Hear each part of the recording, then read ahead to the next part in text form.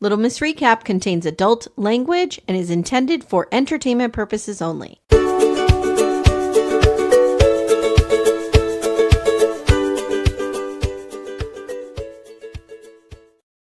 Hi, everyone. Welcome to Little Miss Recap. My name's Amy. Hi, I'm Amanda. Good morning, Amanda. Good morning, Amy. We have less of a mother god situation from my lamp today. I Yeah, keep thank trying to move goodness. it to figure out what's weird. causing it. I don't know. Listen, I have a bone to pick with you, Missy, right here on my list. Are you kidding me? What's the problem? What did I do wrong? You have abandoned our Match Factory team and we are struggling. Oh, is there a noticeable difference with my absence? Yes. Guys, if you don't know what Match Factory is and you're a lady of a certain age, even if you're, I don't know, anybody of a certain What age, are you doing with your life? you need to get on Match Factory. Amanda has recently quit for reasons that, are perfectly justifiable. Right. The fact that I was struggling to pay my rent because of Match Factory. Not really, but I was spending way too much money. But we have noticed. I even was chatting with our team. I'm like, boy, we really miss Amanda. Wow, she brought a lot to the situation. Yeah. I'm not winning those sweet, sweet challenges anymore. Oh, because I don't have like the cards to give to people and the lives to give to people. Okay, the cards I hate. Oh, I enjoy the cards. Here's why I hate the cards. Let me explain.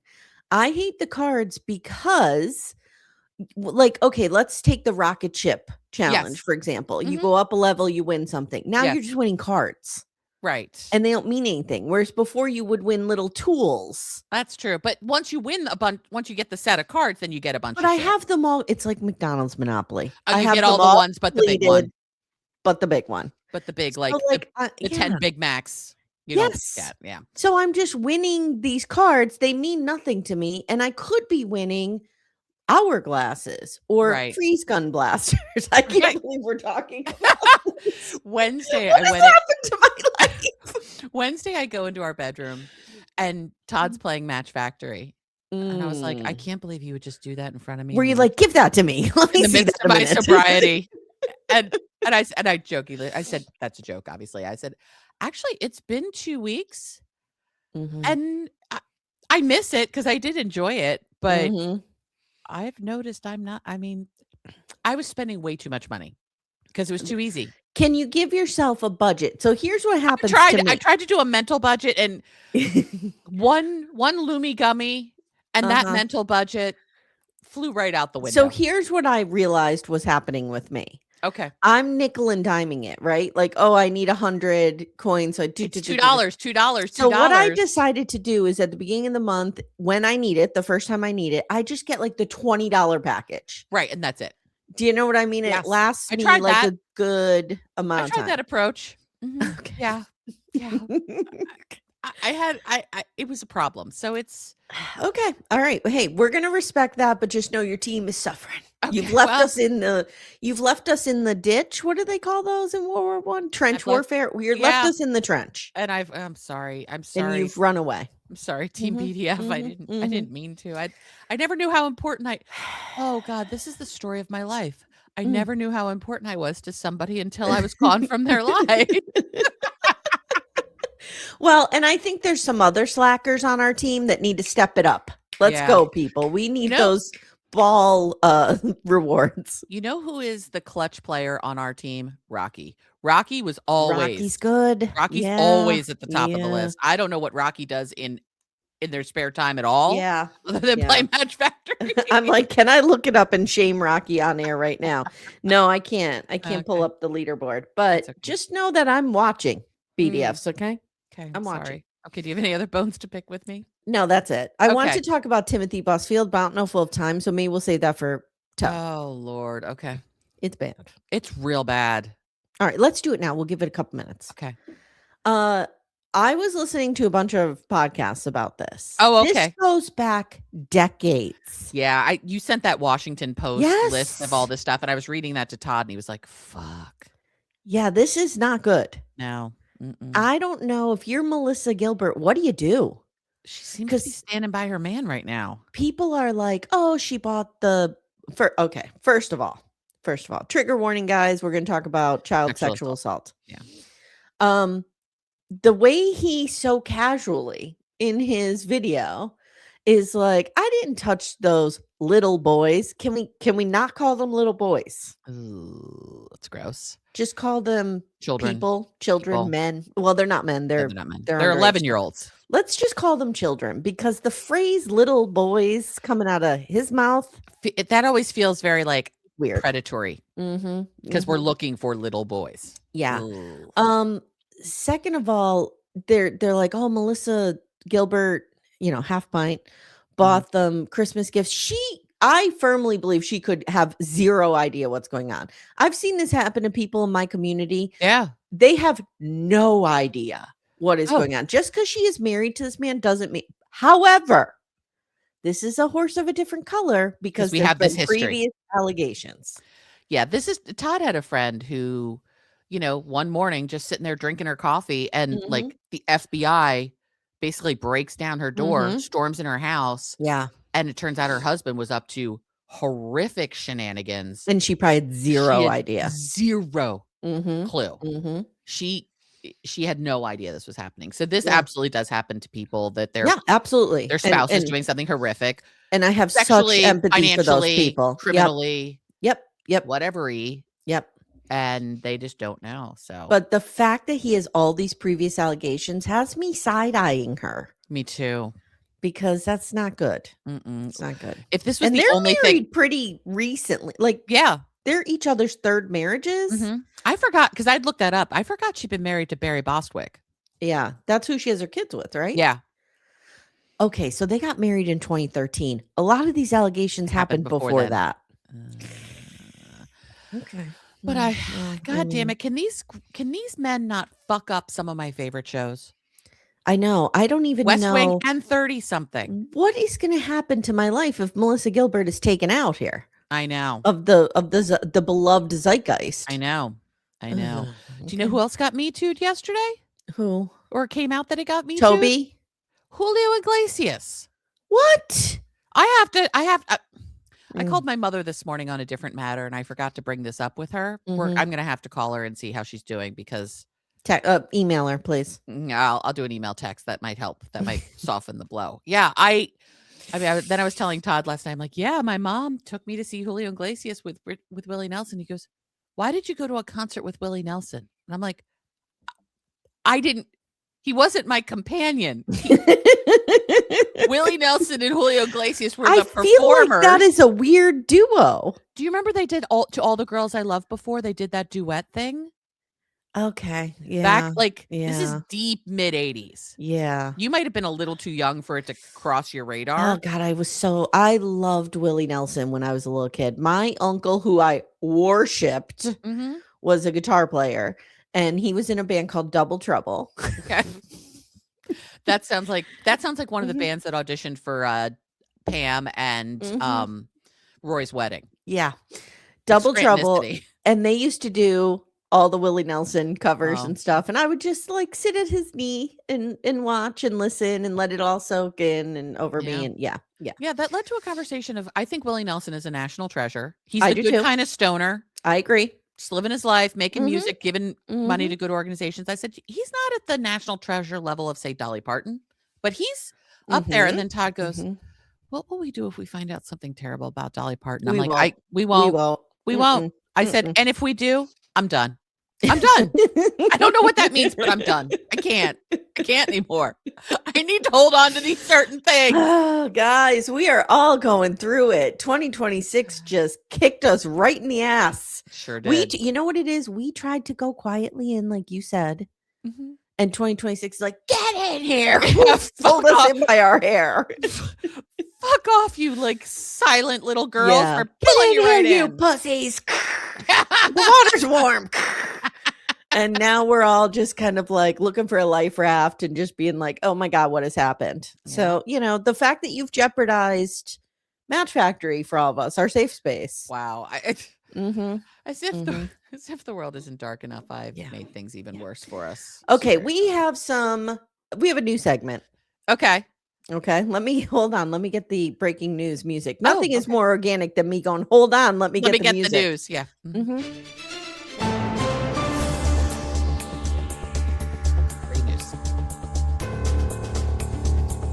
I like the little. Me too. So I had to let that play. Okay. So this is called hot goss. Hot goss. Okay. Hot goss. Okay. What hot goss do you have? You told me there was a lot of hot goss. Here's the hot goss coming out about these fools. Okay. Lisa's sister. Oh, I saw that. Whose name is Amanda? Lisa and Daniel has come out and she spoke openly about what a mess Lisa has been her entire life. There's a lot of, I feel sorry for Faith. She's been dragged through a nightmare here. Lisa's always dragged Faith through the big nightmares. There's a lot of Lisa tried to financially exploit our parents, constantly taking money from them. It's not good. No, this woman is not well. This woman, I was thinking about this after I read that whole thing and digested that this was another Amanda, hashtag not all Amandas. I wonder if this almost feels like a bit of a Danielle and Muhammad where like this woman is not working with a full 52 and are we exploiting her? I mean, look, I enjoyed Danielle and Muhammad, don't get me wrong, but like there did come a point where I was like, at what point are we? Is this a little much? Is this a little exploitative? Yeah. There've been other people who's crossed the radar that were like, I agree. I agree. Not, I agree. We shouldn't be doing this. Yeah. Is Lisa not good. Lisa's at least close to that category. I agree. She's not well. So, you know, I'm going to enjoy talking about her in a little bit. That just confirms what we know. Like this woman is not making good decisions. No. And, you know, you and I've talked about this. I've been real fucking broke in my life. I tried to never harm or make bad decisions for my children during those times. Right. You know what I mean? Like you need to kind of put your kids above certain things. It like also helps. Yeah. I mean, I was gonna say it also helps that you were in a stable marriage. Right. And when I was more broke before, I didn't have kids. Right. Exactly. I mean, you know, I've talked about this a ton. My parents both dated my entire life. Yeah. I never experienced what Faith did. At all. Correct. At all. My parents always treated the fact that they were dating and having a child very seriously and appropriately. It's just tough. And, you know, I give people a lot of leeway when they're single parents, obviously. Yeah. But the sister saying like she kind of did have all this support and she exploited it and ruined it makes it like even more gross. Okay. Okay. What else? Forrest and Sheena. They have pictures on their socials from 2019 together. I know. This is according to intrepid reporter Shabuti. Shabuti, who has all the hot goss. He says Forrest went and visited Sheena in 2019 in the Philippines. We've unearthed those Facebook birthday posts, and he has them all posted on his account. The official 90-day Fiance Reddit mods have deleted all evidence of this. Like it's interesting, but there's the photos. There are the timestamps. And he looks different. His hair looks different. He looked. No, I too now cannot unsee the Peter Griffin. Oh my God, Jake and Matt really ruined that one for me. Yeah, and it makes me wonder: is that the meeting that Molly is so upset about? That's what I was wondering too. When Forrest went to another country to meet a woman, was 7 it Sheena? years ago? Yes. Was it Sheena? Yeah, because that math lines up. That maths. So, guys, again, I hate when I find out that things are fake. I want to just go with what's on the screen. I enjoy the ride. Yeah.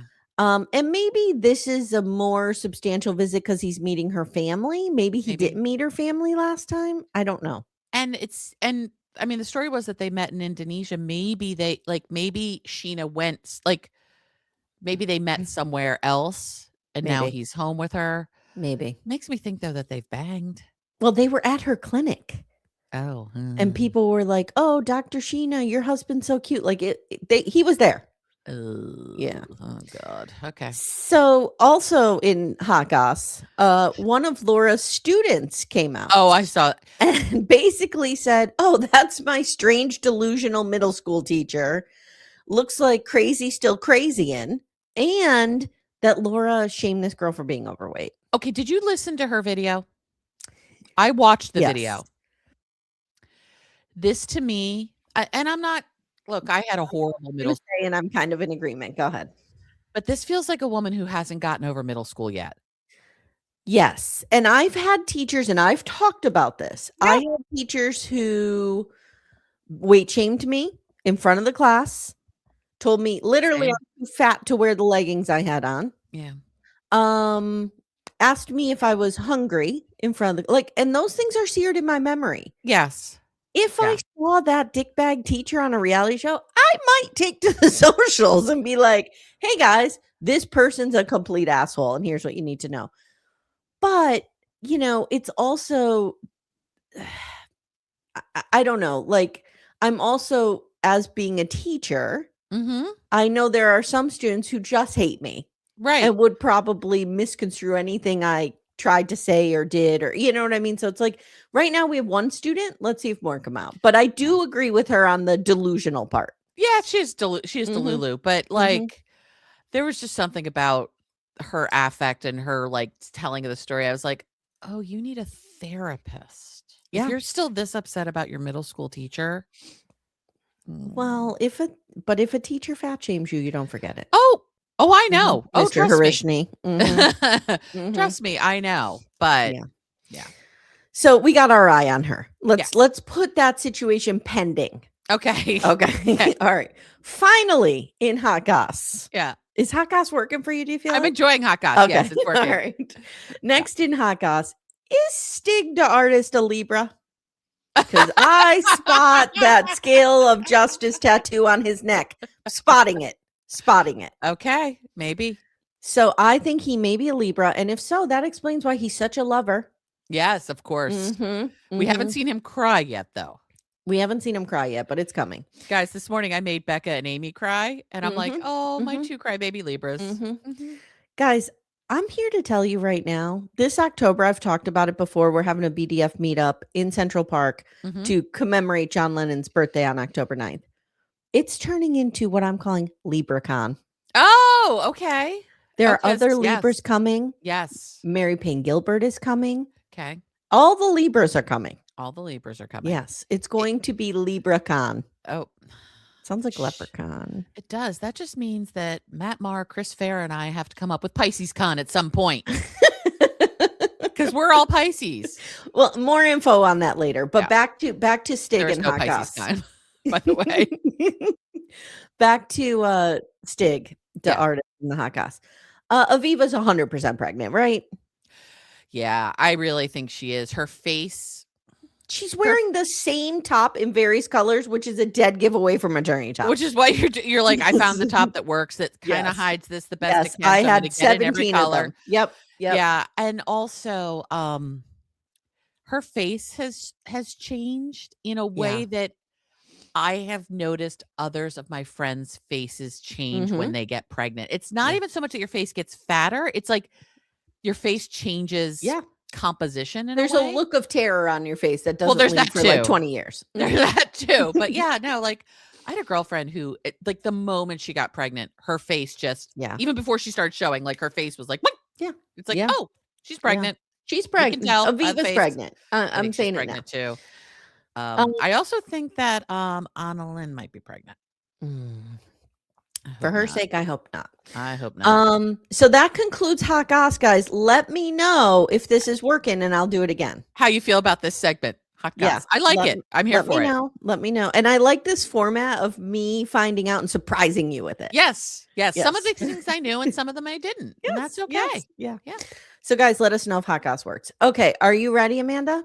I'm ready. So we've not talked about our order here. I have the bulk of this episode. Yeah. Well, this is 90 Day Fiance Before the 90 Days, season 8, episode 7, Brace for Impact. So why don't we decide who we want? Season 7, episode 8, Brace for Impact. No, it's season 8 of Before the 90, isn't it? I think it's season 7. Whatever it is. It's this week's episode. Hold on. Hold, please. Let me look on my Trello board. It is season 8, episode 7. Okay. Toe is season 7. Then I flipped. Toe is season 7. Okay. This is fine. All right. Everything's fine. So I think we end with Lisa and Daniel always. Always. Okay. Always. Before the introduction of Lisa and Daniel, we always ended with Sheena and Forrest. Now that Lisa and Daniel have taken the spot. So why don't we start with Rick and Trisha? Okay. This fucking guy. This guy is disgusting. Okay, so I wrote here. Okay. And I wrote this when the episode opened before it was revealed. I wrote, I guarantee this guy has been sex touristing all over the world and blames it on money when it doesn't work out. All Americans want our money. Everyone else wants our money. It would be like me being a trash human and then saying, well, obviously he thought I was too fat to be in a relationship with me. Right. And never addressing the deeper problem that I'm a trash human. Trash human being. Yeah. In a couple of episodes ago. So I never see the Morta Loves. Yeah. Because they only show up on like I don't know how to get to them, but people do. Either. And people report back. And apparently on one of the Morta Loves, we met the ex-wife. Okay. The one that he brought on the initial K1. Okay. And she basically read him for filth of like, oh, you're importing another wife? Okay. There you go. So it's what you need to know. It's what you need to know. So again, Rick 52 from California, Trisha 25 from Madagascar. These two crazy kids, or as I'm calling them, Predator and Child, are on their way after a night of packing. Which actually I think means they had a lot of makeup sex after the fight about the ex. Okay. And Trisha's like, I love makeup sex. Here for the makeup sex. Okay. I like makeup sex. Makeup sex. I haven't had it in about 15 years. Yeah. Okay. We don't have a lot of makeup sex because we don't actually have a lot of fights. Right. You have to. Occasionally we've joked like, let's create a fight so we can have makeup sex after our fight. Yeah. Why not? And she knows that they still have trust issues, but they are off on a romantic trip to a place called Nazai Bay. This place is amazing. Amy, we've been creating a whole long world tour of places. Maybe we should have a BDF meetup there. Let's have a BDF meetup in Madagascar. I understand it's going to be challenging for folks to get to, but I think it's worth it based on what we're seeing here. Yes, I agree. And it's apparently the place to go for romance, and it is stunning. So I said, if he were not a disgusting human being, this would be delightful. But I hate this guy. There's something triggering the fuck out of me with this guy. Every time he shows up, I'm like, I feel a little like uncomfortable in my tummy and my arid desert. And we've seen, actually, I think it shuts down, like it closes in on itself. We've seen sex tourists before. Yeah. This guy has Brian vibes. Brian in the wheelchair. Remember him? Yes. That's the vibe I get from him, and it's vibe. Gross. Yeah. It's gross. It's a very that guy was gross. Yeah. The reason Brian was worse is because he had his disability to use as a manipulation tactic. He weaponized it. At least Rick doesn't have that, but it's gross. Okay. So she hints as they're driving by this mall that he should buy her something. And that sets us off. He calls her bougie with expensive taste. I'm like, oh, this is disgusting. Because this hits on his little baby boo-boo insecurity. Right, that he's a poor. And he can't buy his women gifts. And that's why every woman leaves him, because he can't buy her a Louis Vuitton bag. Yeah, that's what he tells himself. At night, when he's self-soothing like a little baby, that's what he tells himself. They just don't love me because I don't have money. I'm pretty sure Trisha was just like, maybe I can get like a cute bikini. Yeah. She's done nothing wrong here. No, she's done nothing wrong. And he's like, I ain't nobody's sugar daddy. It's gross. And she's like, excuse me, sir, what? I'm not asking for a fucking sugar daddy. I take care of myself. And she's like, I have my own money. I don't understand where this is even coming from. And she's like, why does he always assume the worst? And she's really hurt by it. Well, because Trisha, he's not a healthy, whole person. And he has to have some kind of reason in the universe why none people of don't love him. Stay with him. Yep. And they get to this hotel. It's gorgeous. And he says he had something romantic set up, but she doesn't really care. Like, he's got some flowers and shit on the bed. And she's just so like grossed out by the whole sugar baby situation, which I would be too. This guy sucks. And he asks what they are here to do. And she says, like, your attitude and your answer in the car really hurt me. Like, what are you talking about? And he's like, well, you brought up me buying you things. And he says, you didn't say I was a sugar daddy, but you were acting like a sugar baby. No, she wasn't. No, she wasn't. This is not like Jasmine. This is not. I was going to go Jasmine. I was going to go Anfisa. There's a lot of sugar babies we have seen, either farmed from a sugar baby site, a la Jasmine, or who knows what, a la and Anfisa. This is, and he's doing the Gino playbook. Yes. Right? Like, I'm going to support you. I want you to be able to depend on me financially, but only around these very tight parameters that I set. Right. If you step outside of that, then you're using me. You're using me. Right. Exactly. It's gross. And and these women are supposed to just know where that line is. It's weird and gross. It is really gross. And he says, you didn't say I was a sugar daddy, but you're acting like it. And she's like, look, I asked for like little things. And he says, I will get you what you need, but not what you want. Okay. Now, actually, I mean, I do say that to my children. I was just going to say, Todd and I had a very similar conversation because we're really trying to get the kid to get a job and all of that. And my parents said it to me all the time. You will have everything you need and some of what you want. Right. But what starts to happen is what my kids do. Is I need this. When I buy them a used MacBook for Christmas, they're like, well, this is something we need. So what about a want? I want a want. Right off. Okay? Oh, yeah. Oh, yeah. Yeah. Exactly. Yep. Yeah. No, my parents were very much, you get everything you need and some of what you want. Yeah. And if it's big stuff, like when I did a school trip to Italy, my parents were like, we will match you dollar for dollar if you want to go on this. But we're not just handing you, A, they couldn't afford to. Well, and B, we're not just handing you everything you want. But the fact that you and I immediately went to conversations we have with teenagers tells us everything about this dynamic. Absolutely. Absolutely. And she's like, fine, keep your money. I don't need your money. I think she's living a pretty good life, Rick. She seems to be doing okay. Where is he from? He's from California. Oh, LA. Okay. Well, I mean, because normally I'd be like, she doesn't want to come to your shithole city, but LA's beautiful. So LA is maybe beautiful. She does. Who knows? Still, I'd rather live where she lives. I think I would too. And he says he could have found this attitude in the States. Those American women, they just want their money. And their freedom and their, independence, but they want to take everything from you. And if you're not rich, it's the same thing Javon said. If you don't have a 6-pack, 6 figures, and 6-stitch dick, no one wants you. The manosphere has told me I need to go find a brown woman, a poor, because I assume she's a poor. Of course, because she's living in another country and she's a brown. Yep. So even though he's a brown person, it's fucking gross. And he says he came here because he thought she was different. And she's like, I thought the same. I thought you were different. Good for you, girl. This girl. I love her. I love her. I love her too. And I feel like even despite the age difference and the power imbalance and all of that, she's got her own power. She's not going to put up with this bullshit long. She's not. And I don't want them to be together. And she's like, I didn't expect this. I'm not with him for money. I love him.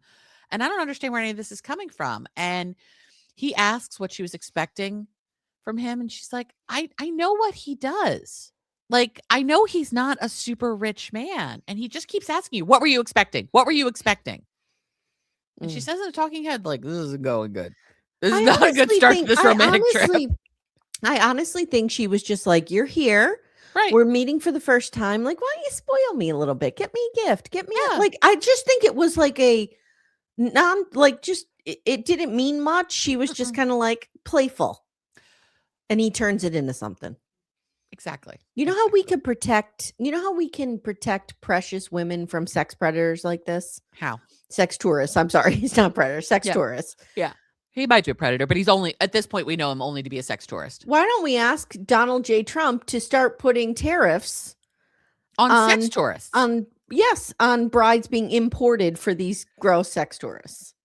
Well, we did just get a list of countries where we're not letting people come in from. So who knows? Maybe that's what we're doing. Okay. I don't know. Okay. Regardless, I'm just saying I would like to see this guy have to pay $200,000 to get her over to bring her and then here. The money secretly goes to her. Exactly. Yes. There we go. Yes. It's a siphoning.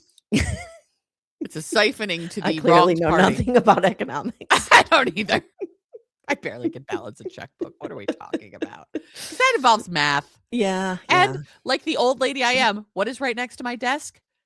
A calculator. I pull this bad boy out all the fucking time. I don't blame you. I love an old school calculator. Oh, yeah. Yeah. And I also have a tracking sheet at work to manage my team's capacity. I have a little cheat sheet of like 0.1 means 4 hours. 0.1. Like, I can't do the math. No, I agree. So he asks, what about loving him just for him? Where did that go? And she's like, I never said I didn't love you. And I'm like, this guy's got a lot of problems. So now we're going to go on this boat ride to this other island in this resort area. He said last night was rough. He thought it was bold of her to ask for stuff because he is not here for that. Wow. But they agreed to disagree and decided to basically fuck it out versus resolving their issues. This fucking it out plan only lasts so long. We've seen it a couple times this episode. We have. But you can really only fuck things out for so long. Yeah. Until that runway disappears. Unless he's being gross and trying to put a baby in her. But I don't think that's what's happening here. No, I don't think so. Because he doesn't want kids. Yeah. No, she wants the kids. He doesn't want the kids. He doesn't. So he's still worried about, can he fulfill her needs? So they go to the special island. It is stunning. And it's really cool. It's like 2 islands and there's a bar between them. Beautiful. So you can walk back and forth. When are we going? I know. It's stunning. It looks amazing. And they're going to have this romantic time and just try to reset. To which I say, pro tip. If you have to reset on your relationship after 3 days, there's a problem. It's not good. Yeah. It's not a good start. And in those 3 days, he's already asked to look at your phone. He's accused you of being cheating. A sugar baby. It's bad. After Todd and I met for 3 days, all we were like is, when is our calendar open again to see each other? Yeah. Exactly. That's where we were after 3 days. Exactly. Like, what are you talking about? So they grab some coconuts and she's teaching him how to balance it on her head. And he's amazed that she can do it. And okay, whatever. And he says he's here to find his future wife and Trisha could be the one. She's so captivating that he wants to be close to her and have his P in her V as much as he possibly can. Just the verbiage there. Like, I'm here to find my wife and Trisha could be the one. Like, it really doesn't matter who my wife is. Maybe she could be it. Maybe not. But I'm here to find a wife. And it doesn't matter how she feels about me. I am here wife shopping. Yes. And should I choose her off the JCPenney rack, then she has to come in. Well, he first chose her out of the JCPenney return desk. He first chose her out of the JCPenney catalog. Right. And now we're at the store. So we're interviewing the outfits to see if they work. In a previous life, I used to work for JCPenney catalog. Yeah. And oh my God, I would be on the phone for like half an hour with a woman picking out blinds, going through the color options. Oh, yeah. Yeah. Oh, yeah. It's a whole thing. This is different, though, than the couple to throuple JCPenney return desk. Yes. When they would return their singles to find other singles to bang. But actually, in a way, not different. Because all Rick wants to do is bang these people. Yes. So they have things to work through for their future. So they debrief about the night before. He apologizes for what happened. And she said she wants him to know that she knows, I know you're not rich, dude. Like, I'm not here thinking you're, Warren Buffett over there. Nobody thinks you're rich. No, Rick. we can tell, dude. Don't worry. It's okay. You were punching up how much your, Dexter murder tarp splash pad cost over and over again. Yeah. Yeah. And so if you acted like a normal human, nobody would care how rich you are. No, but you're gross. Yeah. So she's like, I'm not asking for a lot, just meet my needs. Is basically it. Okay. There's a little bit of her that wants support, but like she's not looking for a Louis Vuitton bag. And he says when she asked for things, it triggered something from his past. And she's like, what are you talking about? He says in the past, women have just wanted him for his money. And then they dump him when he doesn't give them enough. Not true. He wants to be sure that won't happen again. No, honey. Not true. Rick, come closer. They dump you because you're a dick bag. They dump you because they get to know you. Right. And you're gross. Yeah. Your personality is the problem. Yeah. Not your bank balance. Yeah. And he says, I have the father of these 2 youngest kids that we had met when they were at the play park. And he's like, I'm going to bring mommy Trisha home for you. I'm going shopping for a mommy for you. Right. And he was with this woman for 7 years. She came over from Nigeria on a K1, and she had higher expectations than what he could provide, which is why he's trying to be really clear with Trisha about his financial situation. Because remember, also, Rick only has one more K1 visa in him. Right. You get 2. Right. Yeah. That's it. Gino also is checked out, I believe. You got to use it wisely. Right. Is it worth using it on this woman? TBD. And she says, look, I'm not going to leave you if you don't buy me things. I just want you to meet my needs. And when I come to the US, I am leaving everything. I can't work. I have to know I can rely on you. She's like, look around, dude. This is what I'm leaving. Right. Paradise. This is gorgeous. Now, yeah. LA's gorgeous too. But like, this is a different level of paradise. Yeah. And she's like, what I was just going to say, I had my thought and it was gone. Anyway. Oh, what I was going to say is once she gets to the US, yes, she probably has to do some training to get certified. But she's a midwife. Oh, right. She has a skill. Yes. Especially in LA. She'll be able to find work. Or even if nothing else, she could probably start doing doula work immediately. Yes. While she's getting her midwifery certifications in the US. Again, midwifery, love one of my favorite that words. Word. Love it. But yeah, she's got a real skill. Like she doesn't need him to support her forever. Nope. And he said, I may not be able to give her everything like her ex, but she'll have everything she needs. And she's like, look, my ex did give me a lot of shit, but he was terrible to me. Yeah. And that matters more to me than money. Right. And she's like, because, there is the assumption that women only care about money here too. Women be shopping. Yeah. Women be shopping, Pastor Cal. Yeah. That's the one part of Pastor Cal leaving MAFS I'm going to miss. No more women be shopping. But we'll still talk about women be shopping. And she said being with him is different. And Rick is much better than her ex was. And he needs to believe that. And he asks if he's enough. And she reassures him again. And he says it means a lot to him. And she wants this relationship to work. He agrees. They decide to go play in the water. And in a talking head, he says he feels better knowing that he is enough for her because of his insecurities. And he thinks that causes him to maybe make mistakes in relationships. He really wants this to work, but he really is going to need to tell her about the dicking down of his ex in Colombia that happened during the 5 days of ghosting, which wasn't ghosting at all. And he's like, we're in a good place now, but it feels real fragile because, again, the dicking down in Colombia. Yeah. And that's where we leave them.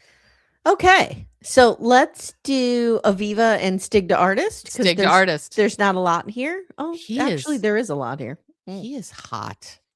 He's so fucking hot. He's and if really he's a hot. Libra, he's hot, and minus the tongue, Daniel's hot. Stig is hotter. But there's a hotness to Daniel too. They arrive in San Pedro. It's her second full day there. Again, and he says to San Pedro. Yep.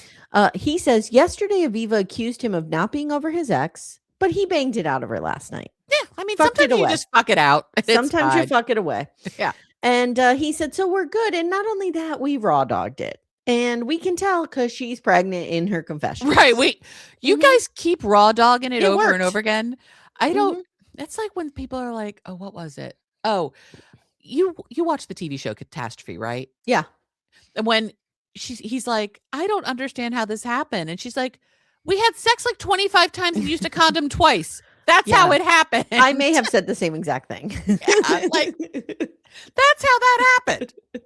We're not dumb. She asks him not to sing Vicky at his show because it's about another girl. And we get an Aunt Spring flashback with that ponytail. And when is I can't Aunt wait Spring for her landing in Belize? I need her to make contact. Now with remember, Belize. guys, Aunt Spring warned her that Vicky was at the show. And he left with her. So he says, look, basically Vicky was a lonely married woman who I was bartending and hitting on and comforting. I don't know what's going on here. He's trying to sell it like it's a composite of women, but also like, I don't know what's happening. He's trying to sell it like Tom Cruise in Cocktail of like, I just have to flirt with these girls. Oh my God. Part of the job. Stop, because he was so hot in that movie. It brings okay, I'm sorry. No, moving on. Yeah. Okay, back to Stig to Artist. Okay, sorry. Right. So he says, but I don't talk to her anymore. And he says, I don't know who the fuck this Aunt Spring is. Is she in the Secret Service? How does she know so much about me? What is going on? Right. He says, I did not go home with her. And Belize, I don't know if you know this, real into fake news. Yeah. Real fake news. Okay. I've always known that Belize is the fake news capital fake news. Capital of the US, of the world.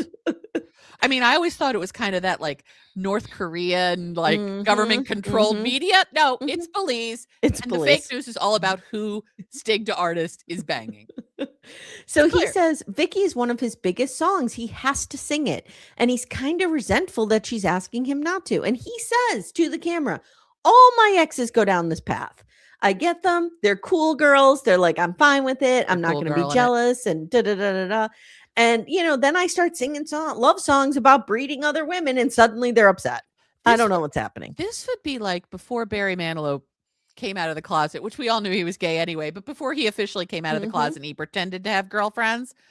If that girlfriend had been like, you can't sing Mandy anymore. What are you talking about? Yeah. You can't not sing Mandy. I know. He better sing it. He always sings Mandy. At one point, they're walking down the street and he's like, look at us. It's Main Street. I'm holding your hand. No one can question my love for you. Like, I'm doing you a favor. I'm being out with you in public. Right. Girl. You have no reason to question. And he does say, like, it's performing. It's a performance. And I don't disagree with that. Okay, I have a story about this. Here, we'll pin it and then I want to hear your story. But, like, let's say Vicky was written about a specific woman and they were in love and all this. And if that's his biggest hit, sorry, girl. He's singing it. Barry Manilow is singing Mandy forever. Stig the artist may need to sing Vicky forever. I don't know what to tell you. Sucks. Now, your story. I feel like I lived this life. Oh, no. When I was dating this band member. Oh, yes. Yes. So I was dating this guy who was in what I call a promising local band. Yes. Which they all are. Right. Which we all want to get the t-shirt that says promising local band. And he had previously been a member of, should I say it? Does it exist? A band that kind of broke out here. Okay. And he really clung to that. It was U2, wasn't it? It was not U2.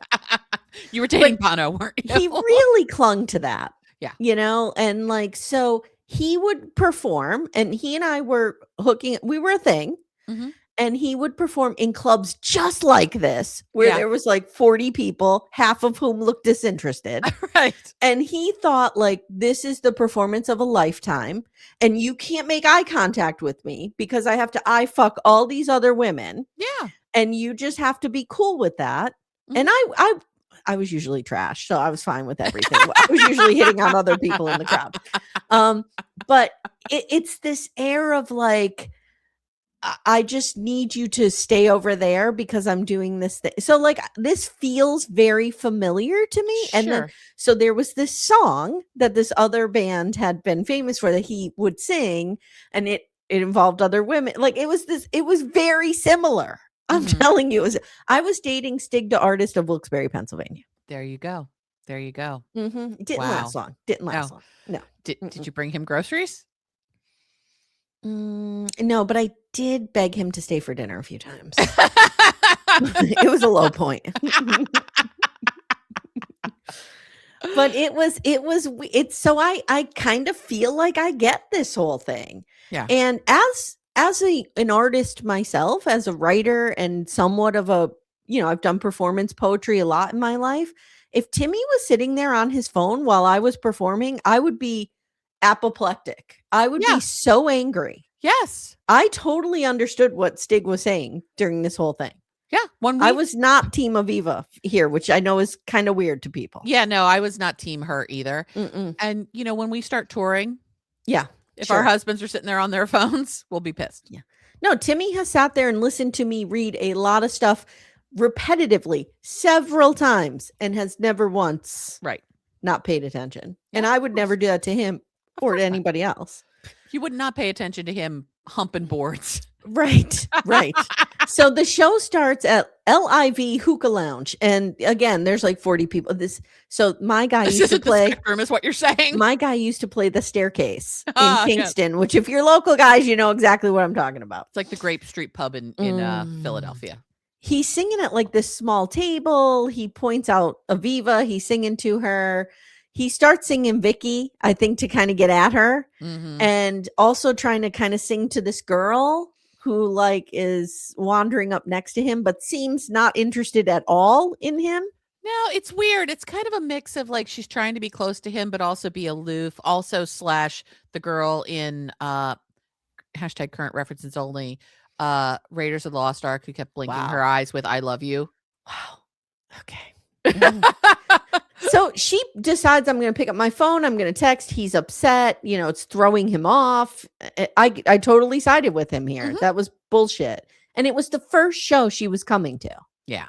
Like, just she should have just been engaged. Just sit there and be proud of him. The only time you should be on your phone is if you're taking a video or some photos to send to your friends. Yeah, I agree. So they leave and he's like, well, I forgot my lyrics. So that wasn't great. And he's being cold. And she asks him, did I handle this okay? And he tells the camera, how does this girl think she handled this okay? I'm here for his confessionals. I am too. He's like, this woman's a lunatic. I may now be the father of her child. I don't know. TBD. And he's got that cute little smile. Oh. I know. He's I'm into him. He could do some damage. I could get swept up into this real quick. She says, it hurt my feelings that he sang a song and was flirting with another woman. And then she tells him, I am sorry. Like, I should have paid more attention. And I kind of like her too. Like, I don't she's hate fine her. Too. She the biggest complaint I have about her, and it's not really a complaint, she's just kind of milquetoast. Like, yeah. She's just not particularly interesting, but there's nothing wrong with her. She doesn't seem to be like a gross sex tourist. Yeah. So that's where we leave them. They kind of talk it out and they're going to bang it out, I'm sure. All right. Give us Forrest and Sheena. Oh, Lord. Okay. So we're now on the trike portion of the planes, trains, and automobiles journey to Sheena's home. And he's like, it's like being in a sardine can. And he's like, I like being close to her, but not this close. And look, you're a larger woman. I'm a larger woman. I too have been stuck in these seats where I'm like, yeah, it's tough. Sitting sideways to try to fit in. Yeah. Not good. And the closer they're getting to his house, the more the more nervous he's getting. And she says for 7 years, her family has been like a specter. And they abuse her financially. So he's really nervous about all this. And he's panicking about being asked about his career, his finances, and he's worried about getting their blessing because he didn't even know he needed a blessing till about 20 minutes ago. He just thought he could pick her out and take her to America or something. Her parents greet them at this stunning property. It kind of reminds me of what Madeline and Luke want to build. Yes. It's beautiful. It sort of feels like a very much more lower key White Lotus kind of property where like there's all this like huts. Oh, I was going with Falcon Crest, but yeah. Oh, Falcon Crest too. Yes. It's like when you see Graceland and you're like, oh, it's a bi-level. Right. Yeah, it's a split level that anybody could live in. No, it's like Falcon Crest when you do like the soar in over the pools and stuff. Yeah, it's very much like that. Yeah. And her parents greet them. We meet Steve, the dad. Well, his family. So we meet Steve, the dad, and Katrina, her sister. And apparently her mom is not going to be there because she's not feeling well. Okay. What's happening? Mom, what are you doing? You need to put your big girl pants on and be like Christy on Gypsy Rose and be dying on the couch going, Gypsy, do we need to tie down the patio furniture? and be on camera. Yes. What are you doing? What are you doing, girl? Look like you're on your deathbed, but you got to be on camera. It's fine. And Steve, they welcome in. They're very nice. And they talk about, him being shy, and Forrest thanks them for letting him stay and how happy he is to meet them. Now, remember, originally they didn't stay at their place because they would charge them. And I said, maybe if it's a B&B or an Airbnb and they'd be losing revenue. Yes, that's what I thought too. Family discount. I was like, oh, that makes a bit more sense. And Katrina gives them the tour of the gardens and the house and the pool. I mean, it's beautiful. Big B&B that they own. And he has heard for years that they need all this money to keep up the property. And he's like, this is a really nice house. So the math ain't mathin'. Yeah. For all of this, which I agree with you. And they settle into their room, which again is lovely. And Talking Head Force is like, I don't understand what's happening here. It's difficult to understand. The only thing I was thinking is because the dad mentions later, like we've needed repairs, and maybe COVID hit the hospitality industry terribly. Yeah. So maybe like they went through a couple of years where there was no income. And maybe and there's a lot of overhead with the building. And some big weather event that really like fucked up the property. Like we don't I'm not keeping up on like, tsunamis and things that come through the Philippines. Yeah. So maybe they got affected by something like that too. Who knows? And he says to Sheena, like, this was worth the trip. Her dad seems awesome. And she's like, yeah, they're really great people, which please don't say that in front of Molly because she'll lose her goddamn mind. So he's going to freshen up. And the producer asks Sheena if she knew Forrest would be surprised at her home. And she's like, yeah, I'm not surprised that he was surprised because kind of I sold him something different than what he walked into. And Sheena says there are things she hasn't been honest about and what she's worried about what everyone might say and everything really might fall apart tonight. So I'm like, more on that. What's going to fall apart on that, tonight? please. Yes. I'm just looking, by the way, I want to look up like major typhoons. Yeah, in the typhoon. Philippines. That was the word I was looking for. Yeah. Yeah. There's a ton of them that happened since like 2020. So, okay. Yeah. Yeah. Maybe that impacted their property. Yeah. Who knows? Yep. So now it's time for the dinner showdown. Dun, dun, dun. This spread looks amazing. We've got chicken, we've got pork, we've got squid, fresh lot of fruit. Looks amazing. And Forrest says in the US, the oldest gets served first. And so her dad goes, well, in the Philippines, the biggest gets served first. Actually, Forrest, the guest gets served first. Yeah. In at least in my family, it was always the guest gets served first and the cook gets served last. Well, this is how Molly gets served first all the time. That makes sense. That totally makes sense. And he says he's shocked, but the fact that these aren't like evil, terrible troll people who are trying to eat their faces because of what he's heard for these last 7 years. And he knows he needs the blessing from them, and that's what matters. And so Katrina asks him about the travel, and he's like, yeah, it was long, but I got to see my Sheen for the first time. Sure, Jan. Katrina asks him also what he was expecting when he got there, and he says, he totally hems and haws. Yeah, he doesn't struggling. Know what to say. And he's like, my mom thought I was walking into a scam. Dun, dun, dun. Forrest, this is where some of your neurodivergence is not going to serve you well. We need to be a bit more, I'll say, on the AMSK. Yes. Conversation K. Conversation K. Thank you. I couldn't get that one out. And do you remember when you were a kid and you were like, people will never understand when I use Pig Latin? I made full languages up in school. It's crazy. And and her dad says, there are scammers everywhere.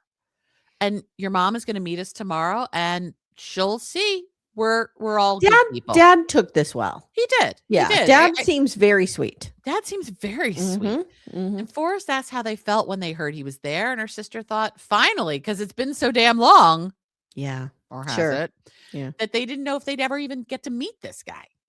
I mean, assuming the 2019 thing didn't happen, let's pretend. Or that he didn't meet the parents.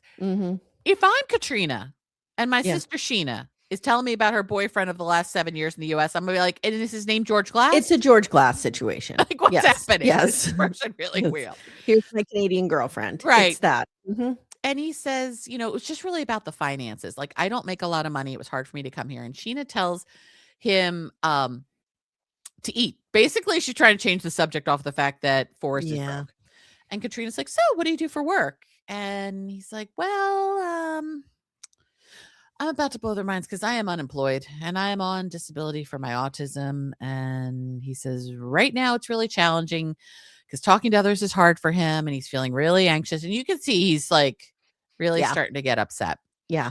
And Katrina asks if it's enough to cover his expenses. And he says he does, but it really isn't enough to support a family. But I'm going to get a full-time job.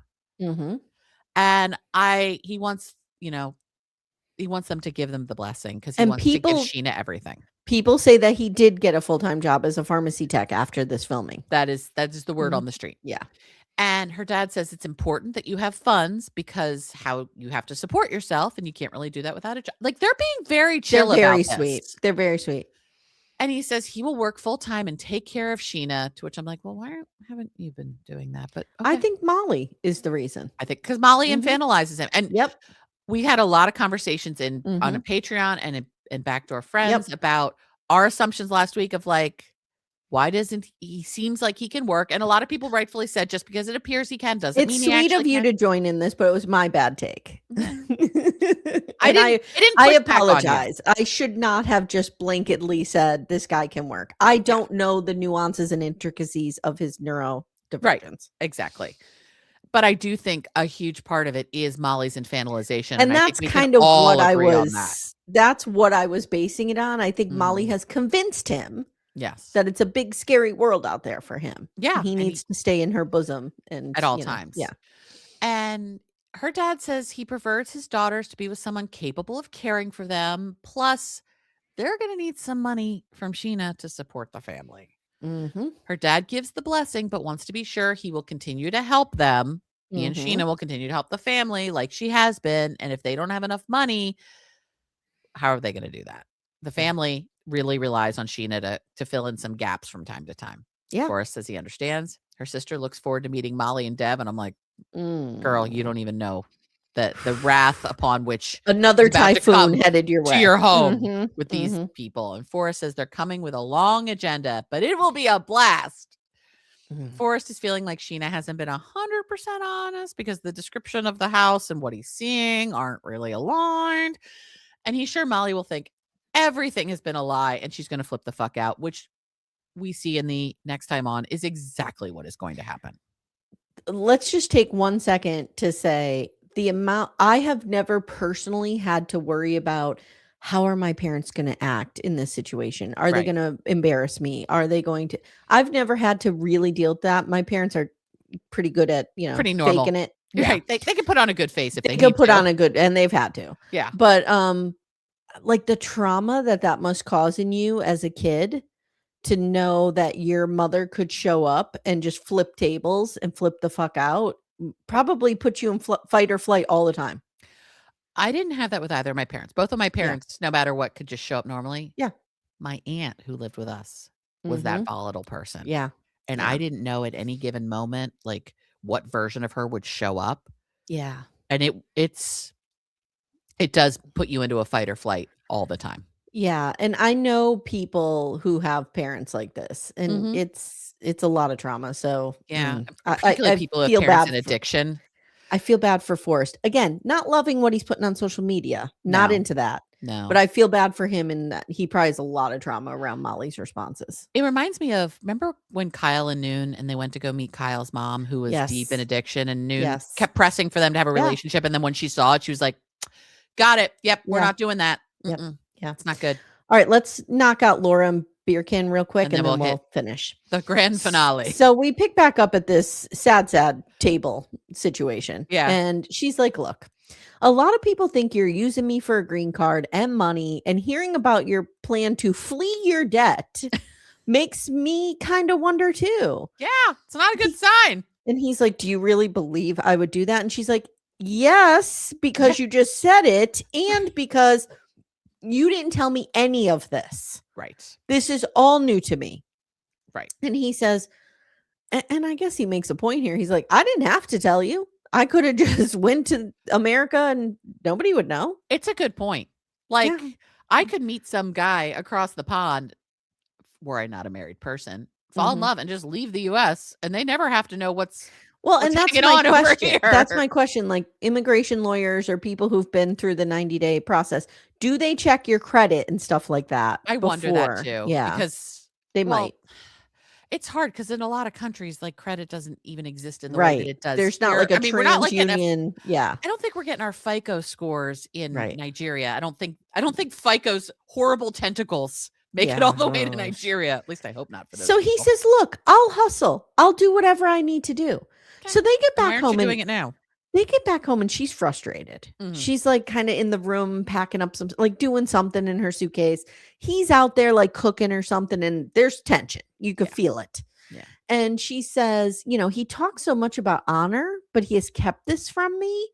And things are really tense between them. And he literally shoves her up against the wall and makes out with her in the cringiest makeout session ever. Second to Lisa and Daniel at the airport that we've seen this season. Yeah, it's a definite preemptive strike. If I'm just going to use the sex to get you to stop thinking about the problem. She's like, oh, this is such a fantasy. I mean, a hot Turkish guy pushing you up against a wall, making out with you, like, this guy? Like, okay. This guy. So he takes her into the bedroom. They bang it out, whatever. The next day they're traveling and Birkan's like, there's a dog. I hate dogs. They bite me. She tells the camera, yeah, he's probably using me. But you know what? Are those red flags red or pink? Can they just be like a deep pink? Maybe a salmon, maybe a blush or a coral, Laura, what are they? Laura, honey, I feel you and I know you. You don't know me, but I know you because I am you in some ways. These flags are blood red, dripping with red. What are you talking about, girl? So he's taking her to this really cool village where they make the evil eye beads. Yes. This was and they real go like cool. glass blowing. Yes, kind of thing. This was I'm here really for this. Cool. And he explains that the evil eye actually protects you from jealousy and bad vibes. So it's a good thing. And he says, in Turkey, most people believe this superstition, but not me. I'm into reality. Okay. He says, I thought Laura would like this, so I brought her here, whatever. I would like that. I would love it. Now they talk about his family and he's like, well, my parents are not so happy because I'm with you. And she's like, Jesus Christ, dude, this is another surprise. Right. Like, I had no idea that your family didn't like me. Right. And she wants to know if she can meet them. And he says, well, for me, my friends are my family. And she's like, okay, yeah, I get that because Michael is like my best friend and he's my family. He's like, fuck Michael. He just goes off. He hates Michael. And remember I said to you, like, are they sitting in a jail cell or something? It's the glass blowing place. It's the I forget what you call it. Yeah, but it looks like a really old it's like kind a of cave. forge kind of. Yeah. It's real sooty. Yep. And he's like, I do not want you to be close to him because I don't trust him and I don't like him. Birkan, you have been dishonest with this woman since the minute you met her. And you don't trust Michael? Right. Okay. And she's like, he's very important to my life. And he's like, well, I have a solution for that. Just cut him completely out of your life. And then he gives her an ultimatum. And she says, is this an ultimatum? He goes, no, just choose me. Sir, I understand English is not your first language. So maybe you don't know the definition of ultimatum. I would like you to understand that what you just said is the exact definition of an ultimatum. Then he says, we are getting married. You heard me. And she's like, no. And he said, you know what? You sit here and think I need some air or some peace. She's stunned that he's walking out on her. And she says, this does not feel like the man I met online. That's where we leave them. Because you don't know him. Wow. Girl, go home. Go to Michael. Go play pickleball. Go to Michael. Go play pickleball in Robin Hoxie's husband's tournaments. Leave us alone. Yeah. All right, let's finish with Lisa and Danielle and her emotional support, babe. I feel like dun dun dun dun dun dun dun. Play the Rocky theme. It's appropriate. It's wild. It's wild because we're doing Lisa 51 from King of Prussia, Pennsylvania, Daniel 39 from Nigeria. So it is the next day. Daniel appears to be back on script. He fell off script once he had to be naked in a bed with her. He's back. He's got it figured out. He was able to get the Viagra down real quick. Think about whatever it is he needs to think about. Not her to bang it out. He's thinking about Trish. He's watching this season and he saw Trish. I don't know what he's thinking about, but I can tell you it's not Lisa. And she tells him he has the nicest ass she has ever seen, to which I want to say, girl, I'm going to need you to go watch Heated Rivalry because you want to see the two of the nicest asses you have ever seen. Don't watch Sister Wives with David Woolley. No. Heated Rivalry is where you will see possibly two of the best asses I have ever seen. And don't watch Lamb Man with Billy Bob Thornton in a size 6 women's jeans. To which you guys sent me the photo I showed Todd. Todd says, this is the only man in the world who has a less of an ass than I do. So he nicest ass, and instead of his dimples being her favorite, now his belly button is. He does have a real hot looking chest. I'll give him that. He's a good looking guy. Okay, I'm there. Guy. And she says she feels like this is a roller coaster. They're engaged. and she didn't sleep because she just stared at him because he's so hot and everything she dreamed about, but without boobs. Which reminds me of when my friend Julie realized she was a lesbian because she had sex with someone and thought, well, this would be so much better if they had boobs. There you go. That's how it happens. It happens. Oh, Lord. And she says that they have to talk about last night. She was upset because the banging didn't go good. So there was banging. Yes. She said it was uncomfortable because he didn't finish and he wasn't totally hard. He was pushing rope. Yeah, he was doing the best he could with what he got, and it wasn't good. And she's like, I was so excited. And then she talks about her. I can't. Please skip it. Please skip it. Let's just get to they bang this morning. And it was great. I can't. Cannot. Maybe she needs the Dexter murder tarp that Rick brought. Not interested. I have to say, though, this woman is 51 years old. If you're able to still do this, girl, good on you. Good for you. Good for you. You're not on you're not on the HRT journey that some of us are on. I'm just good for you, girl. That. And she's like, what if he's not into me? Homie doesn't drink 2 cups of my coffee. Like, what if he's not into me? And he's like, I was stressed. And she's like, it was awkward because it had been so long since I'd been intimate with a dude in particular, 21 years, because I've been banging chicks since then. And she doesn't even know how to talk about it. And in Talking Head, he's like, he keeps using the stress excuse in the first time, which could be real. Could be real if he wasn't clearly revolted by her. Right. And it is real because he had a job to do. He had to keep up the script and he couldn't do it. Yeah. But apparently in the morning, he was able to push through, get it done. Apparently he's a little too big, but they got there. Okay, fine. We don't need, please skip. Please go forward. 30-second ahead. 30-second ahead. 30-second ahead. So we do some I love yous. And now that they've banged, she's even more worried about her 20 gabillion secrets that she's going to have to share with him. Because she is all in, and it's going to be a real problem if he can't handle her past and the 20 gabillion secrets. So Daniel says such a gentleman and treats her like a queen. Sure. And they're going to go to the market for the usual American hits Africa Fear Factor Market Edition. Yes. This really has just become a trope. We just need Joe Rogan to pop out with the microphone. Right. We just take Americans to markets and freak them the fuck out. Joe Rogan used to host Fear Factor, guys. I'm not a fan of Joe Rogan as a podcaster. I had to remember that because he used to host Fear Factor. That's how he came to us. Yes. By a Fear Factor. Yeah. And she's like, this is way different than the farmer's market she's gone to. And given we've probably gone to the same farmer's markets, Lisa, you are correct. And she's amazed at everything you can buy, including live poultry. I was waiting for Renee and Chidi to pop in. She had a Renee vibe here because she was like, I love these chickens and like picking them up and shit. Right. And I can't eat them, but I'm going to eat them anyway. So she makes friends with the chicken. And I've never had a chicken. I've never touched a chicken. I've seen them wandering around a yard. Okay. Yeah. The way they're holding this chicken by its wings looked really uncomfortable for it. Yeah, there's no easy squirming. I mean, I'm sure there's a universal way to hold a chicken. Yeah, and maybe that's it.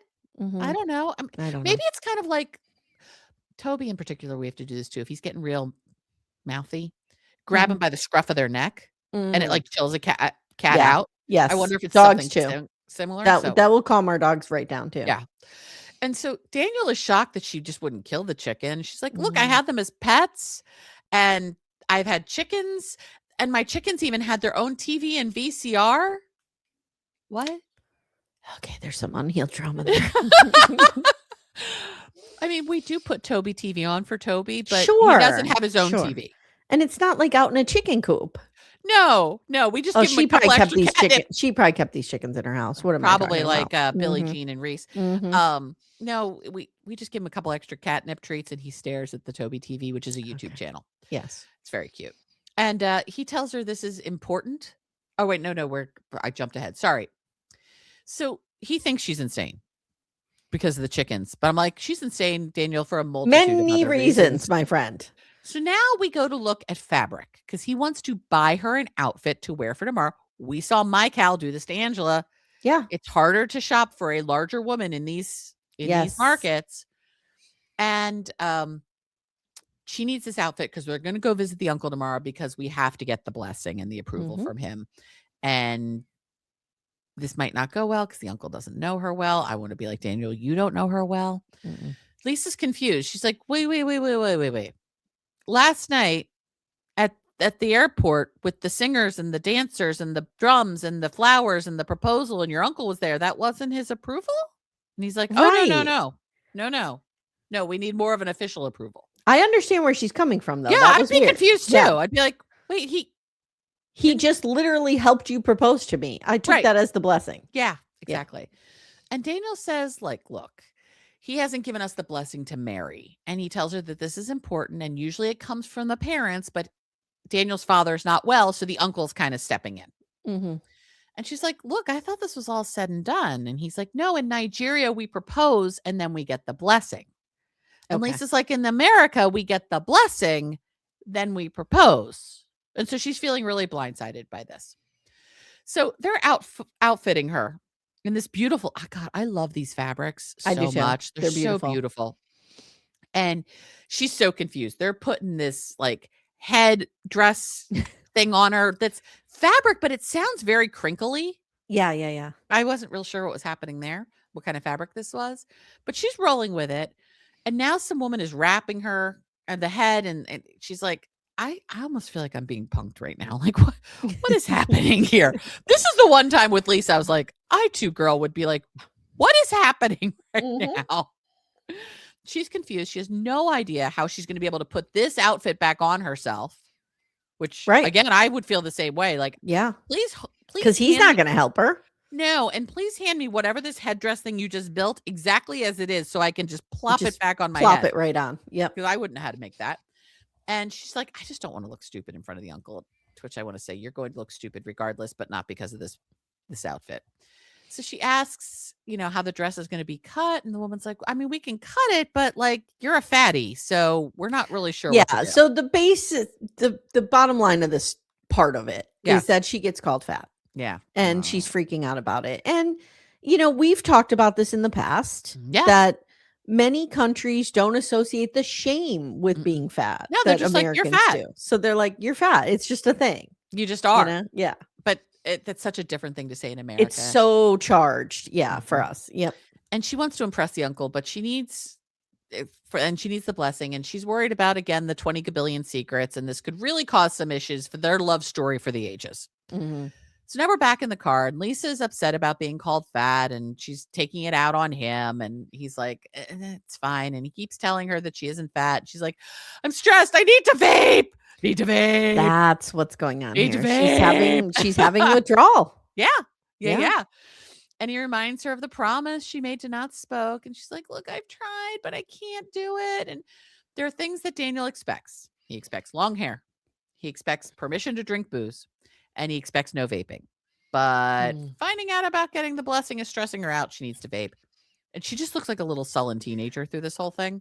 And, when you're an addict and when you vape or you smoke, you are addicted to nicotine. Yes. When you're an addict, sometimes if you're in withdrawal, you will create the situation you need to go take a hit of that substance. To give you the excuse for doing it. And that's exactly what's happening here. Because he didn't call her fat. No. There was nothing, what I mean? But I think it's the fat. I think it's the meeting of the right, it's but she's picking a fight with him though, to be able to say, I'm going to go vape. Right. And this uncle thing is surprising her. And so in a talking head, he says, look, if we want to marry, she's going to have to learn how to do all this traditional stuff and be with this. And it's important to learn the language and the culture to impress his uncle. And now he shows her a traditional blessing for this wine. It's this palm wine because they're out to dinner and only men can do it. And she asks if she can drink. And he's like, yes, it's very strong, but you can try it. And this is where it gets really weird because he gives her fufu, which is a local food, which she said she had researched. So clearly since the hibachi place and getting there, she researched. Did research on this. Yes. And understood how to eat it. And she was trying to do it right. For you, rapidly aged Gypsy Rose. Yes. This is the one time I've been impressed with her because this is more than a lot of people do. Yep. But he's like nitpicking how she's doing it. And he's okay. Something changes in him here too. Oh, yeah. Yeah. Because it's wild. He now becomes real controlling, Yes. Real asshole-ish. And it becomes like you don't even know what they're fighting about. Mm-mm. Like there's clearly something else. Yes. But we don't know what it is. Wow. Yeah. And so then he pours the wine for her and she's like, am I allowed to drink it? And she does. And then he's like convinced that she's trashed because she had like one sip of this wine. This is so weird. And he's like really giving her a hard time and keeps telling her and showing her how to do it. And she thinks he's just trying to prove this point. And she didn't imagine he'd be so forceful and mean about this. And now he's like, you have to get in there and like basically suck it out of your fingers. And she's like, wait a minute here. I work in healthcare. Yeah. I know how fucking disgusting fingernails are. I watched Madeline with the Nutella. I'd have a hard time gross with this too. Yeah, I would struggle with this too. And not the eating with my hands, but having to like get in there and if I didn't have the opportunity to go wash my hands first, I'd be a little upset about this. And then he tries the wine and he admonishes her for not respecting it properly. Like he's really just getting goes off the rails. And you can tell he's nitpicking. Something's off here. Something's off. And he's telling her, how to pronounce the name of the palm wine. And she's trying. She's really trying. I thought she got it. It was got really close. Yes. I'm sure there's something he could hear that wasn't quite right. But like, she got real close. Close enough for it not being her native language. Right. And the first time she's ever saying this phrase. Yeah. And he tells her to say it again and again and again. And she's like, please don't talk to me this way. Like, and then he's telling her to relax and she's yelling at her. It was getting weird. It was really ratcheting up. And I don't know if it's because she yelled at him in the car and said she wanted to vape. Yeah. But something's stuck in his craw. Something's in her craw. Like, it's not good. It's not good. And now he's thinking she's drunk. And she's like, look, I'm not drunk. I had a sip of wine. Yeah, that was weird. And she gets that he's pressing her to do things properly, but he's also being rude and yelling at her. And she's like, I don't know what he wants me to do. Now he makes her walk in the middle of the restaurant to make sure she's not drunk. She had 1 or 2 sips of this wine. Now, was she drinking before and we didn't see it? I don't know. Maybe it's a cultural thing that women don't drink a lot, or I don't know. But like, I mean, I've been around some drunk people and I've been drunk. And this woman was not drunk. That. No. At all. That's why I'm wondering if we didn't see, maybe she was drinking somewhere beforehand that we didn't see. I don't know. It doesn't make sense. Weird. And she like walks out of the restaurant because she needs to go vape. Well, he's like, let me watch you walk. She's like, watch me walk away. Right out of here. Yeah. So he finds her in the parking lot. She is pissed and she is vaping. And I have a picture of it. It's amazing. She is deep in her vape. And she asks, like, why were you talking to me that way? And he put his hand on her face like this. And he said, after 2 sips, you were falling asleep. No, she wasn't. I didn't see that. I did not see that. And he's like, look, even a sip of this can really fuck you up. And she's like, what is he doing? Is he trying to like it feels like a control thing. Reputation on TV or something? Like, no, it feels like a control thing. Like he's trying to tell her how she's feeling and what she's doing. Well, he needs to scoot on over to 90 Day the other way and take some gaslighting lessons from AI John Tesh. Oh yeah, we'll get there down tomorrow. Yes. You all will hear that. And so, she yells at him about giving her a hard time about pronouncing things. She's like, I don't want you to raise your voice at me. And this is not good. And he keeps calling her his queen. Like, that's not how you treat a queen. No. And she doesn't want his arm around her and she's upset. And this is their first full day. And like, this is a whole other side of him that's giving off green or red flags. And he says he's nervous about meeting the uncle tomorrow. And he goes, you're a Christian, right? And she goes, yes, I'm a Christian. He's like, you need to stop vaping. And she's like, okay, well, just don't bring it up to your parents that I vape. Like, right. We don't have to talk about the vaping. Yeah. Yep. We don't actually have to talk about anything we don't want to.